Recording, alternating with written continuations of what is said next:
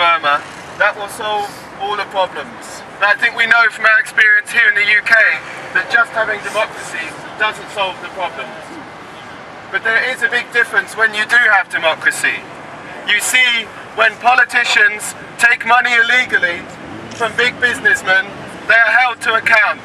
Party officials are forced to resign, and there is exposure in the media. Yet when businessmen like Taser in Burma give money to Than Shwe and his families, and there's the corruption there, there is no way for people to do anything about it. Democracy is not the answer to all of Burma's problems, but it is the way that you can reach the solution and start having human rights and democracy development that will really make a difference.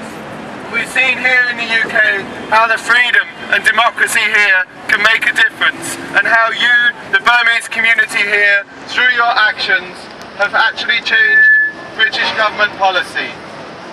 We saw a shameful response from the British government at the start of the uprising. The Burma Campaign UK called the Foreign Office at the start of the protests in August. We said there's going to be mass protests. We told them that there was likely to be a brutal crackdown, and we said the international community needs to take action now to do something about this, to stop the crackdown in advance. And the Foreign Office, they called us back and they said, we've spoken to the embassy in Rangoon. They're not expecting anything to happen. They're there on the ground. They know better than us. They're not expecting anything, and they wouldn't be doing anything.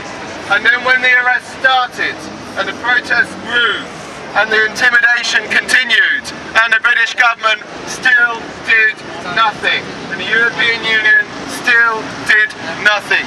But together we took to the streets. We wrote to our MPs, we took action, we protested at the Portuguese embassy because the EU was doing nothing.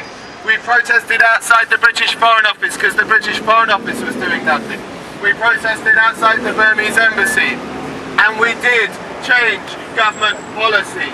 Because of our actions, Prime Minister Gordon Brown did take action. He pledged to push for the first strong EU sanctions against the regime, and now we've got that. For the first time we have EU sanctions that will actually hurt the SPDC and Taser and the business people around them. And I'm sure many of you have seen that long, sad statement from Taser. Why me, he asks. Why do people blame me for the problems of Burma, as he goes off to Russia again to help the regime buy more weapons? It broke my heart to see Taser's letter there. The poor man, the innocent man who funds the regime and who buys them arms and is now complaining because of the sanctions. Well, that means we know sanctions work and that we need more sanctions. We need to hurt him more.